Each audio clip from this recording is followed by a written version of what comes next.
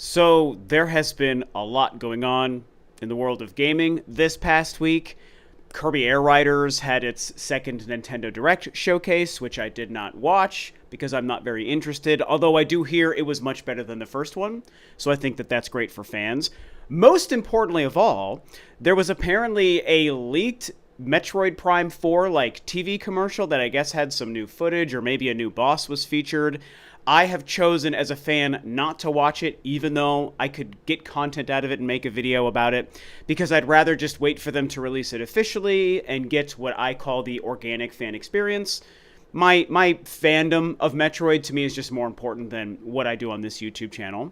But that's a thing that's happened that a lot of people have talked about, and I am so damned curious what's in this very short commercial. And then the most insane thing that happened just the other day is Halo did officially come to PlayStation with the Halo Campaign Evolved announcement. There are so many thoughts I have on that, but I don't want to talk about any of that stuff today. I don't want to talk about any up-to-the-minute news. I try to avoid doing that stuff a lot more on the channel now. Instead, I want to talk about a larger, more abstract conversation that's been happening the past few weeks and maybe even the past few months regarding how people who are content creators, YouTubers, have large social media platforms in the gaming space have been talking about Nintendo and the Switch 2 and the fact that, as a lot of people are putting it, coverage, hateful coverage, negative coverage of Nintendo and the Switch 2 is apparently the bee's knees, and it's the thing that everybody wants to watch. It's driving the algorithms, it's driving revenue, and getting attention and clicks and views and likes and all that crazy fun stuff that people online really care about. And some people think this is a good thing. Some people think it's a bad thing. And it's interesting. I have some thoughts as a YouTuber of over 10, 11 years and somebody who is a 99% Nintendo channel.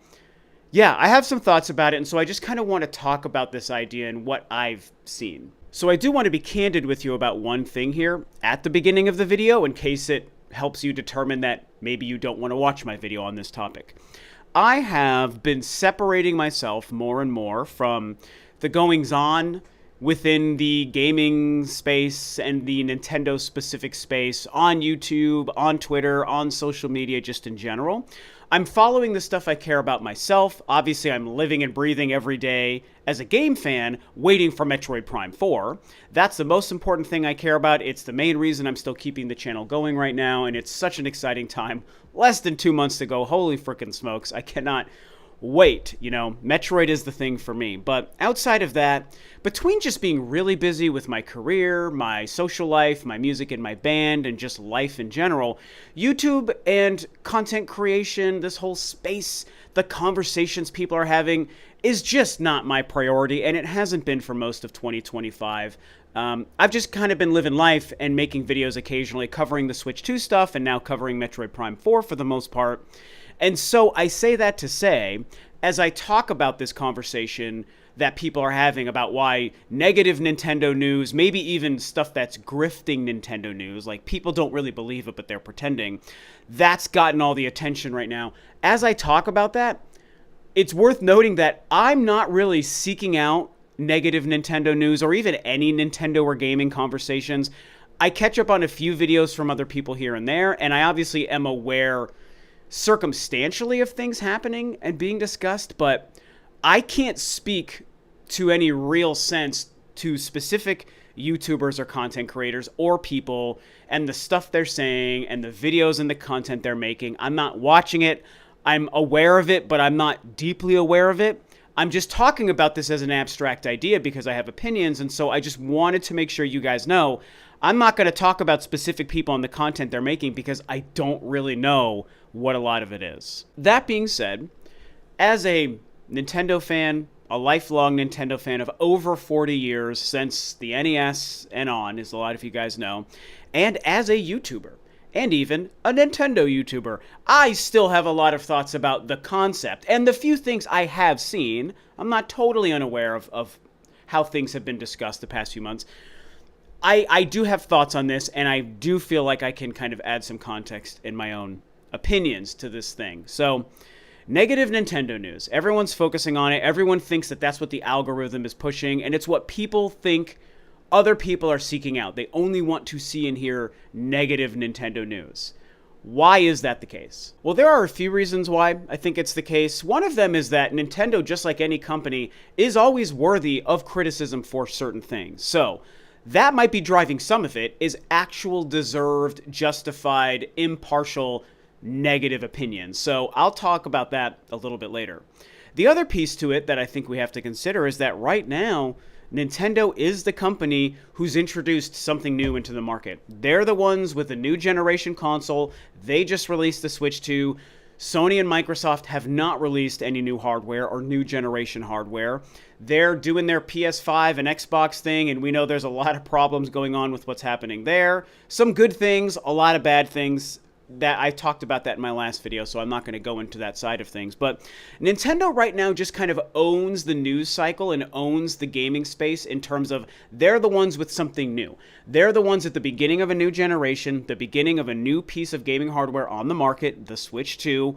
We're in the first few months. The thing is still brand spanking new, you guys, all things considered.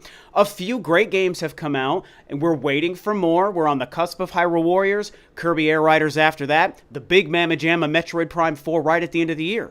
That's huge. Next year, I'm sure we're going to get things like, we're going to find out about Mario. We might get a tease of a new Zelda game. A new Fire Emblem was just announced for next year. That's going to be a really big release and something I'm looking forward to. And who knows what else we're going to get, a new Yoshi game. Maybe Star Fox finally makes its return. We have to wait to see how the library of the Switch 2 will continue to fill out. People have jumped way too quickly onto looking at the first 4 months of the Switch's life and saying the first 4 months spells out the entire 5 to 10 years of the Switch's 2 life. That's insanity, so people are going a little bit crazy with that. But as I was saying, the fact that right now Nintendo is just the only ones in the news cycle with new hardware and new games on the market, that's why it gives people a chance to talk about whatever they feel they need to talk about regarding that company. And unfortunately, people pick sides in the gaming space nowadays. I only like Nintendo, and I always want to root against Sony and Microsoft. Or I only like PlayStation, so I'm rooting against the other two, or whatever.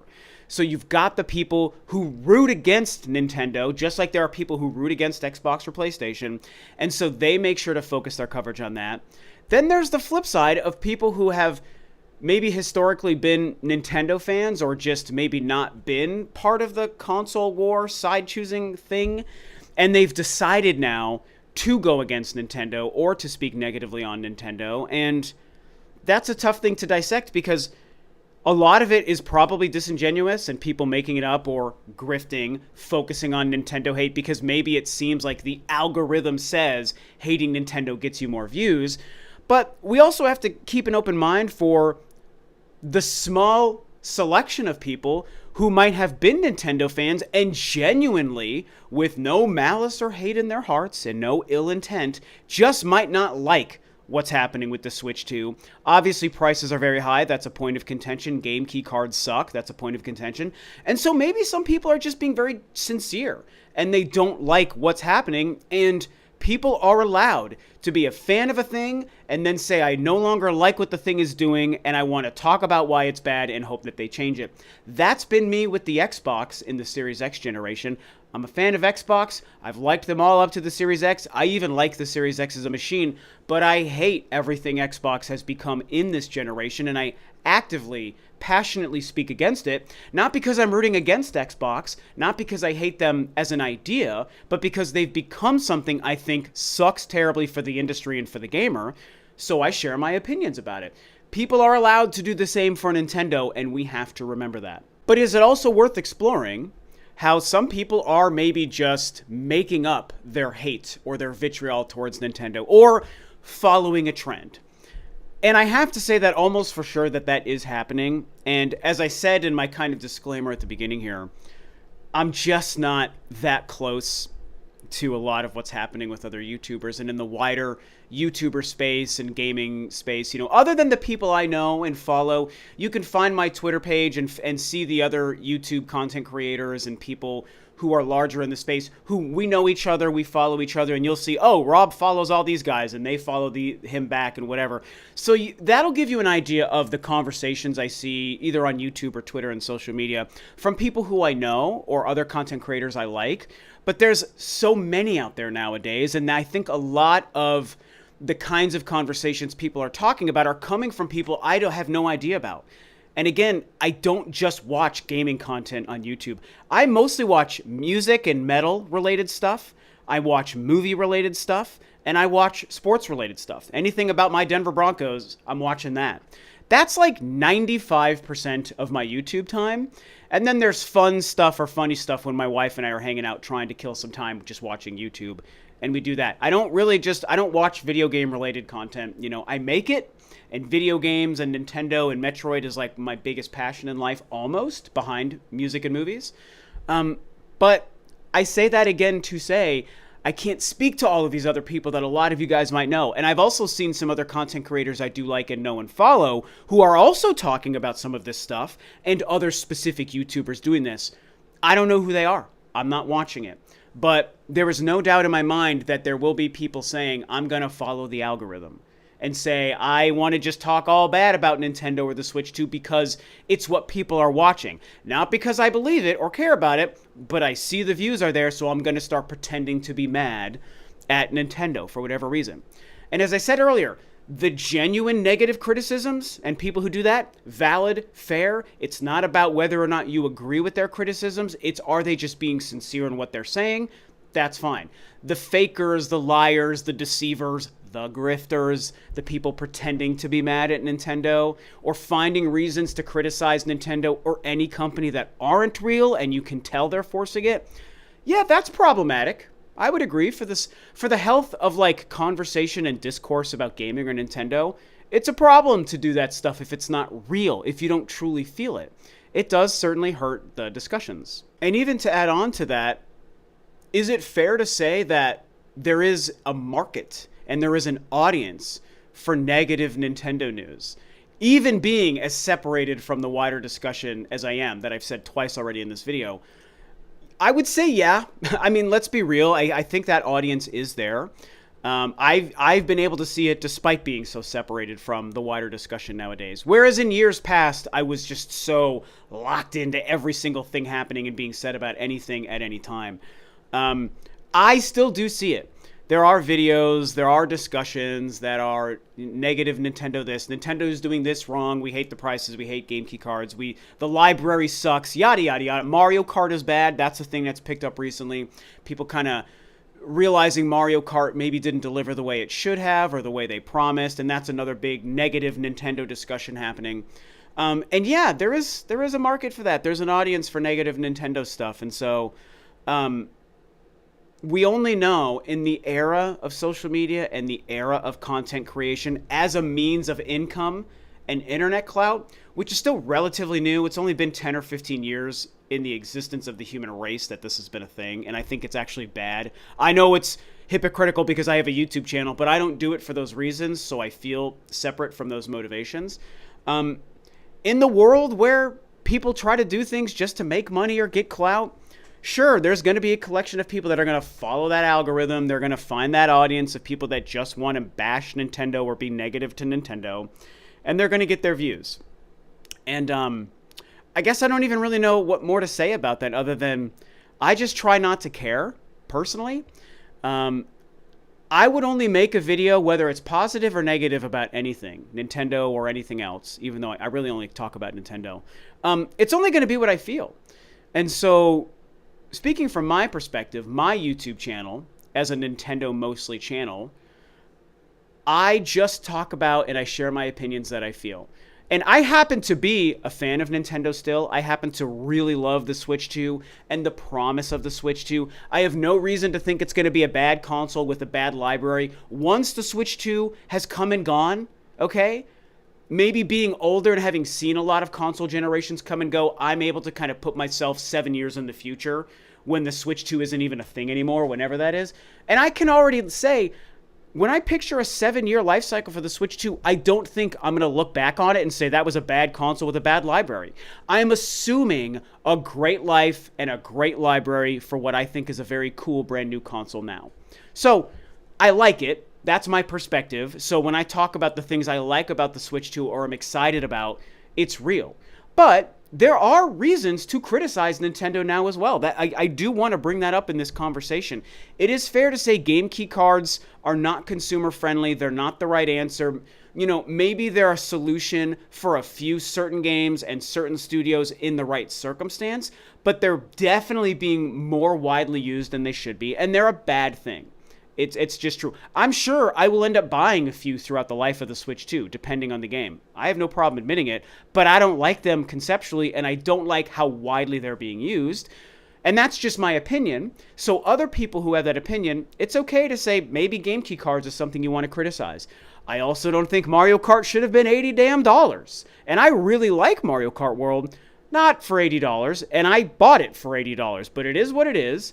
I'm glad I have it physical, and I do like the game a lot, but it didn't really justify the $80 price for the masses. So that's a mistake. I don't think the Switch 2 is overpriced as a device.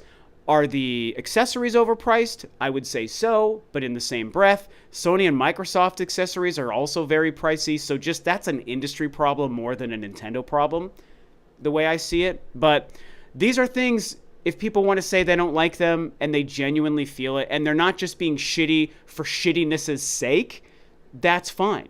It's okay to criticize the company for something that you feel is really worth criticizing. I do personally think, I've said this, I've kind of touched on this already, I think it's too early to really start criticizing the library of the Switch 2, because it's only a few months in. We've had some great games. We've had some great Nintendo exclusives. We've had some really solid third-party support. We've got promises of future third-party support. And as I already mentioned, there are other exclusive Nintendo games already on the slate between now and the end of the year. So anyone really going hard on the library, I mean, it's tricky to talk about because good and bad games are subjective. Somebody can just say, I don't like Mario Kart, Donkey Kong, Metroid, Kirby, or Zelda. That's a mathematically possible opinion. A Nintendo fan might not like any of those franchises, so they don't like the library so far. Sure. But by and large, I do think it's fair to say 4 months in, criticizing the library, it's just too early for that. Let's wait till the end of next year, and then we can look at what have we gotten in the first year and a half of the Switch 2's life, and at that point, what do we also know about what's coming up in the upcoming months and year at that time? Then we can start giving a really accurate picture of what the Switch 2's library looks like and what games Nintendo has released and is telling us they're going to be releasing. And I feel like it's going to look pretty good by next holiday, 2026. I'm just guessing, but I feel pretty confident that the Switch 2's library is going to look pretty damned badass in a year.